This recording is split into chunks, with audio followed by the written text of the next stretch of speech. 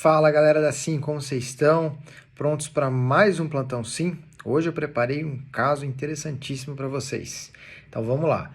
Homem de 55 anos chegou no pronto-socorro com um quadro de dor torácica que a gente não tinha dúvida que era tipicamente anginosa.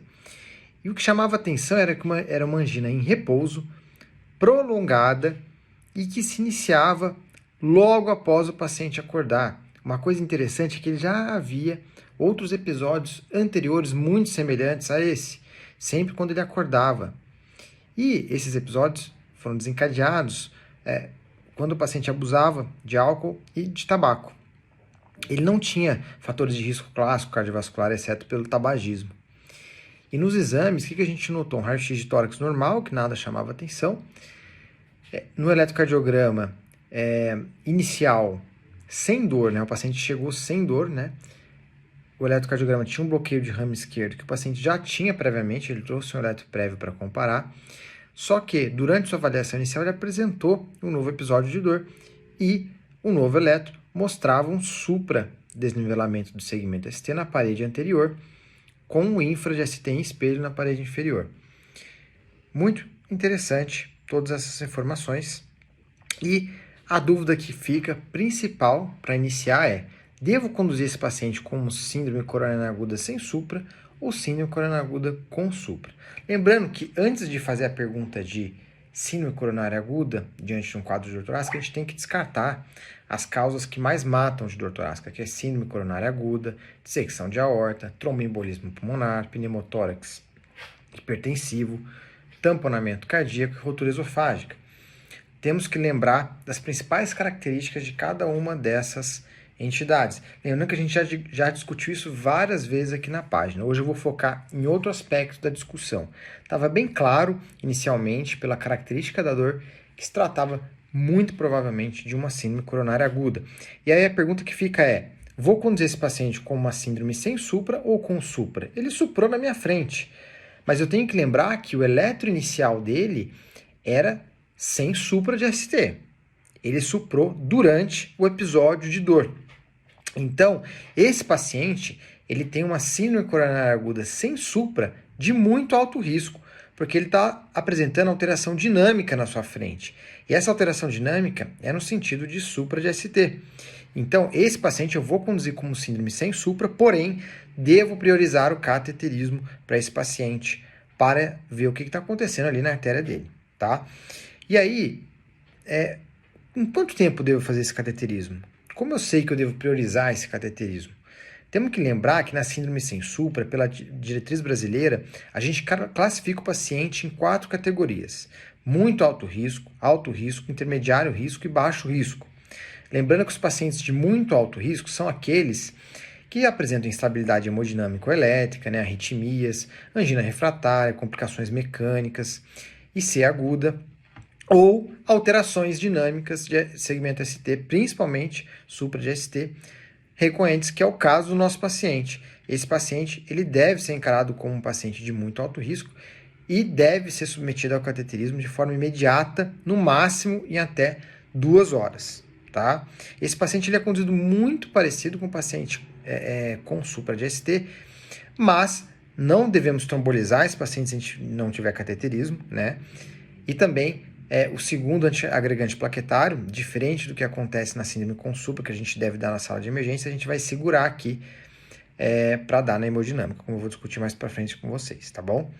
Os pacientes de alto risco são aqueles que têm um Grace acima de 140, ou infarto em supra, ou seja, ele tem tropo e curva tropo positivo, né?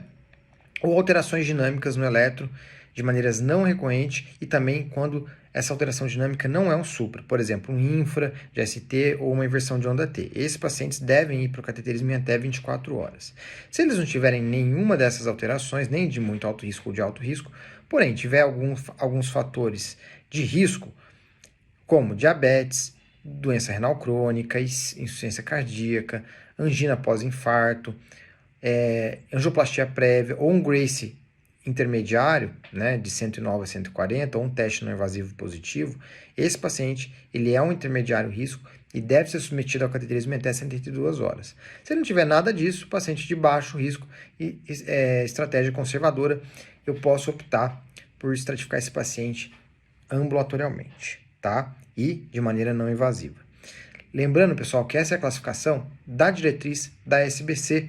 A diretriz da ESC, ela é um pouquinho diferente dessa estratificação, ela não considera a categoria do intermediário risco, só tem muito alto risco e baixo risco. Bom, mas vamos focar aqui no nosso paciente, que ele era muito alto risco. Sabendo disso, ele vai para o cateterismo logo. E a próxima pergunta que fica é: o que eu devo prescrever na sala de emergência antes desse paciente ir para o cateterismo? AS apenas, tá? Vou fazer AS de ataque 300 mg e depois na manutenção, né, uma vez por dia vai ficar 100 mg, mas eu já faço o ataque de 300 mg. Aí vocês vão perguntar, e o segundo antiagregante plaquetário, né, o clopidogrel ou o prasugrel ou o ticagrelor, que são os inibidores do P2Y12, né? E a heparina, o que eu vou fazer? Nesse caso que o paciente já está indo para hemodinâmica, a gente vai segurar, tá, o segundo antiplaquetário. Por quê? Porque eu quero conhecer a anatomia coronária do meu paciente antes de dar o segundo antiagregante plaquetário. Se for, por exemplo, um paciente com minoca, ou seja, que ele não tem lesão coronária obstrutiva, em alguns casos eu não vou dar também o segundo antiplaquetário.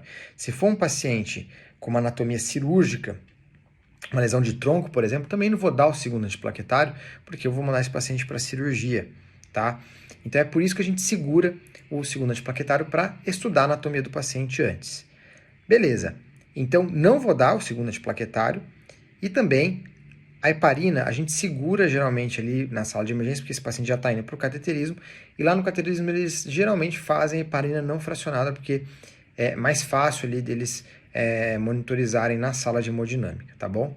Agora os outros antiplaquetários, que é o inibidor de P2, de glicoproteína 2B, 3A, a gente só faz em casos muito específicos se tiver muito trombo na coronária, tá?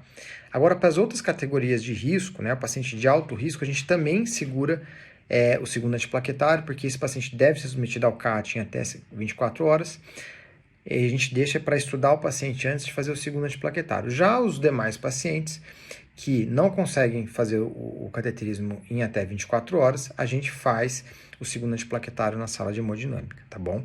Isso para síndrome sem supra, tá, pessoal? Então, o nosso paciente se enquadrava ali na categoria de muito alto risco, em que a gente só ia dar o AS para ele na sala de emergência. E para controlar a dor, esse paciente está urrando de dor na nossa frente, o que eu posso fazer? Aqui, pessoal, a gente vai evitar a morfina. A gente já sabe que a morfina na síndrome coronária aguda, ela está associada a piores desfechos, principalmente porque ela diminui a absorção dos antiplaquetários, tá? Então a gente não vai fazer, exceto em casos refratários. O que a gente vai priorizar aqui? A nitroglicerina. O paciente não tem infarto de VD, né? Ele não tem infarto de parede inferior. Temos que perguntar também se ele não usou sildenafil ou tadalafil. Bom, não tendo nada disso, né? Aí a gente vai iniciar a nitroglicerina. E aí eu gosto de fazer, né? Pode usar também o isordil sublingual, mas eu gosto de fazer a nitroglicerina endovenosa porque a gente consegue titular mais fácil na sala de emergência. A ação é muito curta. Então, se o paciente começar a ficar hipotência, é só parar a nitroglicerina que ele vai melhorar da hipotensão. Então, é facilmente titulável. A gente vai diluir uma ampola em 250 de soro glicosado e vai iniciar 3 ml hora e vão aumentando a cada 5 minutos até que o paciente melhore da dor, ou fique hipotenso demais, ou fique muito taquicárdico, tá bom? E aí, o que aconteceu? Após iniciar a nitroglicerina, nosso paciente melhorou da dor e diminuiu e melhorou do supra, né? Isso faz a gente acender uma luz para uma etiologia específica de síndrome coronária aguda. Ele foi para o CAT e não tinha lesão obstrutiva, coronárias normais, é o que a gente chama de minoca, né? Em que o paciente tem uma injúria miocárdica, porém, né, ele não tem uma lesão obstrutiva. E aí, o que fazer nesse caso, né? Qual que é o diagnóstico? A gente tem que lembrar de angina vasoespástica ou a famosa angina de Prinzmetal, né? O que é isso? Por que a gente tem que pensar nesse caso em angina de Prinzmetal? Olha só a característica da dor desse paciente. É uma angina típica que acontece em repouso. E ela vai, tipicamente, acontecer à noite, na madrugada ou no comecinho da manhã, quando o paciente está acordando, que era o caso aqui do nosso paciente. E tem uma variação diurna. Em geral, no comecinho da manhã, esse paciente fica mais limitado para fazer os esforços por conta da dor. E esses episódios de dor são prolongados, tá? Duram mais de 20, mais de 30 minutos, tá? E costumam ser mais prolongados que a angina que acontece pela aterosclerose, tá? E olha que interessante, pode ser induzido por hiperventilação. A hiperventilação, ela induz esse tipo de angina e assim como o frio também. Nosso paciente falou que em climas mais frios ele tinha uma piora dessa dor e também tabagismo e álcool também podem induzir, tá? E em alguns casos mais graves, ela pode evoluir com infarto, essa angina. Então pode subir troponina, pode causar uma injúria miocárdica e arritmias e síncope também em casos mais graves, tá bom?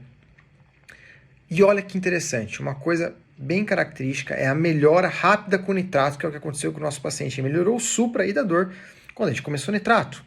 Muito rápido. E além disso, melhora com bloqueador de canal de cálcio. Isso é uma característica muito peculiar da angina vasoespástica, tá? E como que a gente faz o diagnóstico? Tem que ter uma angina responsível ao nitrato, com essas características que eu falei para vocês, acontecer de manhã, ao amanhecer ou à noite, variação diurna da tolerância ao exercício físico, precipitada por hiperventilação e melhorar com beta-bloque, mas não melhora com beta-bloqueador. Pode até piorar se a gente usar o beta-bloqueador sozinho. Isso é uma característica interessantíssima. E o que a gente vai encontrar no eletro, né? Algumas das alterações transitórias a seguir que eu vou falar para vocês em 2 ou mais derivações contíguas. Quais alterações? Ou supra, acima de 1 milímetro, ou infra de ST, acima de 1 milímetro, ou ondas U negativas, tá? E eu tenho que flagrar, além disso, espasmo coronário. E quando eu flagrar esse espasmo coronário, o paciente tem que estar também com angina e alterações isquêmicas no eletro. E como que a gente flagra esse espasmo coronário? A gente pode fazer alguns testes provocativos com acetilcolina intracoronária ou metilergonovina intracoronária. E o que vai acontecer com o paciente no cateterismo? Vai ter uma oclusão ou uma suboclusão, né? Um estreitamento acima de 90%, transitória, precipitada por essa acetilcolina ou metilergonovina. E aí, quando a gente induz isso, o paciente vai ter angina e vai ter alteração no eletro. E aí, depois a gente faz o nitrato intracoronário e o paciente melhora, tá?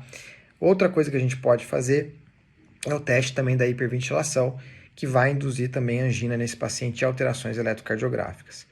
Então, para eu fazer o diagnóstico da angina, tem que ter essa dor característica e um desses dois componentes, tanto alteração no eletro ou flagrar esse espasmo coronário aí por testes provocativos. Então, nem sempre a gente precisa fazer esses testes provocativos, só em casos em que a gente tem dúvida diagnóstica. E como que a gente vai tratar, né?